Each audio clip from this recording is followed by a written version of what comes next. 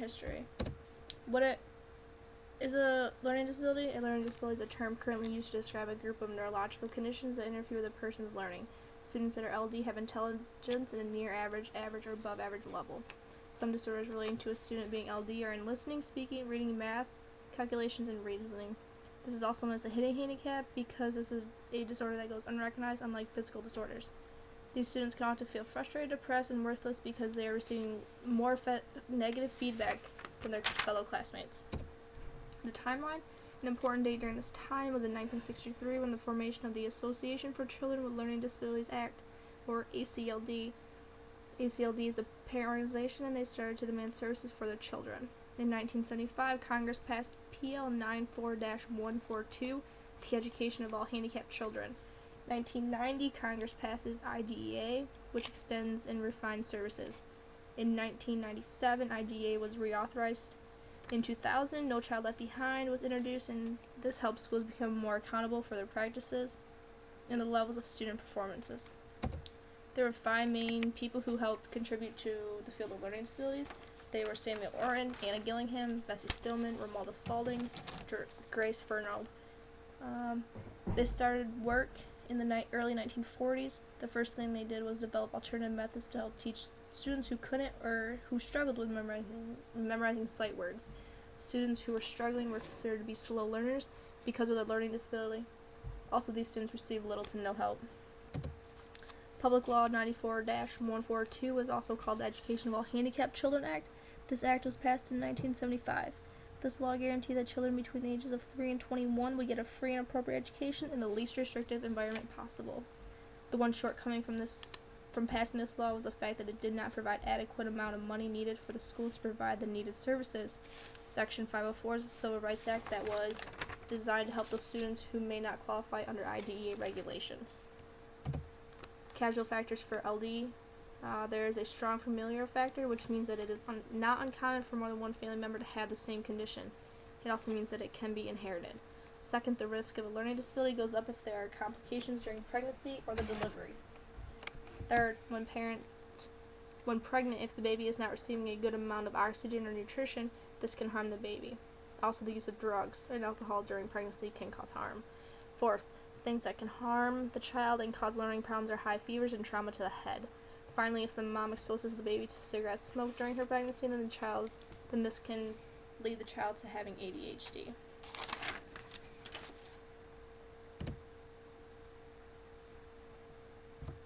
Incident factors are the data that is being collected from the research. 5% to more than 30% of people have been estimated to have a learning disability. 5% to 15% of school-age children have been identified as LD. More than 20% of students have trouble with reading. 3 to 8% of U.S. students have ADHD. 1 in 150 children are autistic, and out of those children, 1 in 94 are boys. There are more boys than girls are being identified as LD, and the ratio is 3 to 1. One primary characteristic is a perceptual deficit. This deficit occurs because the brain is misinterpreting the sensory information. A second characteristic is that LD students have trouble reading. This is caused by deficit in phonological processing. If children do not develop phonemic awareness, then they will have reading difficulties later. Phonological processing skills includes our awareness and ability to make sounds in words. Co-occurring conditions are when the children have other conditions at the same time. ADHD, this occurs in about 1 out of 3 children that are being identified for special ed services. Some symptoms of ADHD are impulsivity, distractibility, they cannot stay still, blurting out, low frustration, and constant talking, and trouble focusing. Conduct disorder has 2 symptoms that match ADHD, which are inattention, impulsivity, and those who have conduct disorder lack respect for the rights of others. A common symptom is cruelty to others. Children who have been abused or neglected may have CD. Tourette syndrome is an inherited neurological disorder. This condition is known to have involuntary motor tics and vocal tics. Most tics vary from mild to severe. Local public schools can help families by finding a counselor, getting them needed services, and even parenting advice. All services depend on the age of the child that may have a disabling condition. LD children between ages 3 and 5 will find programs through an early intervention team. Children with learning disabilities can receive services at home, preschool, or daycare. For children in elementary school, they would most likely receive special education classes within their regular classroom. Then the IEP team will decide how much of the service the student needs to make progress. If the LD disorder is so great that they are not in school, then they are still eligible to receive the extra help in those locations. Colleges and universities allow for students to get extra help. This can be done with extra time on exams, more tutoring, and assistive technology. Attributes. The central nervous system is responsible for learning. The brain interprets what is and has been seen, heard, felt, smelled, and tasted. CNS is influenced by electrical and chemical factors. A neuron is the smallest unit of the CNS in a single cell. Neurotransmitters are the chemicals that keep messages flowing. The chemicals that interfere with the message sending are neuroinhibitors. At the base of your brain is the brainstem, and this is in charge of your automatic functions. Connecting to your brainstem is your cerebellum. This controls all of your body movements and also your conscious activity. Your cerebral cortex is divided into two hemispheres. Because of this, the left hemisphere controls the right side of the body and vice versa. All parts of the brain work together to complete easy and more challenging tasks. Depending where and how information is stored in the brain, this can cause memories to change. Altering one's memories is great for younger kids who learn something one way, but then will be able to change that in their memory when they learn the new way. A few really common ways for one to get a brain injury is from being in a serious car accident, playing sports, or if they fall and hit their head just right. The most common brain injury is a concussion. These types of injuries can happen from getting hit in the head, and it causes your brain to hit the skull. If a child gets hit in the hard in the head, you need to take them to a doctor quick because if the impact on the brain was strong enough, it can affect learning. Plasticity is when the part of one's brain has been removed because of a brain injury, which makes the other part of the brain work harder for the loss of those functions. If one has multiple concussions, they can be removed from all sports that may have physical contact.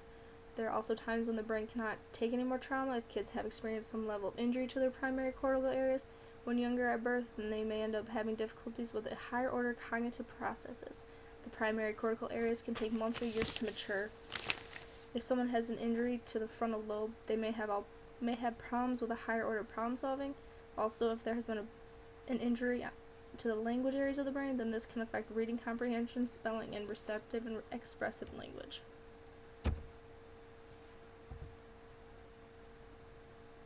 Autism is a neurological disorder that severely affects a child's development. Those who are autistic, their main symptoms appear in areas that involve socializing, especially in language and social interactions. Those with autism, they tend to focus on one point of the face instead of trying to focus on it all at once. They're only focusing on one part of the face. They cannot correctly interpret the facial expressions, which can lead to miscommunication. Autism is known to be strongly inheritable. Social skills training aids are there to help teach kids with autism the appropriate behaviors and increase their social awareness. ADHD has a direct link to environmental toxins. Symptoms of ADHD are often caused by the brain's inconsistent processing of a sensory input. A message is sent through the nervous system and an action is taken.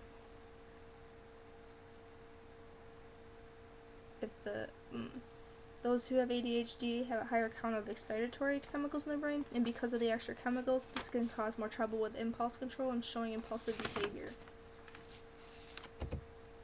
There are medications on the market such as Ritalin and Adderall. These medications can help those with ADHD help hold their attention for longer periods of time. Also, it can help with their behaviors. The use of medications in classroom improves the accuracy and the quality of work. Our brains are influenced by stimulants.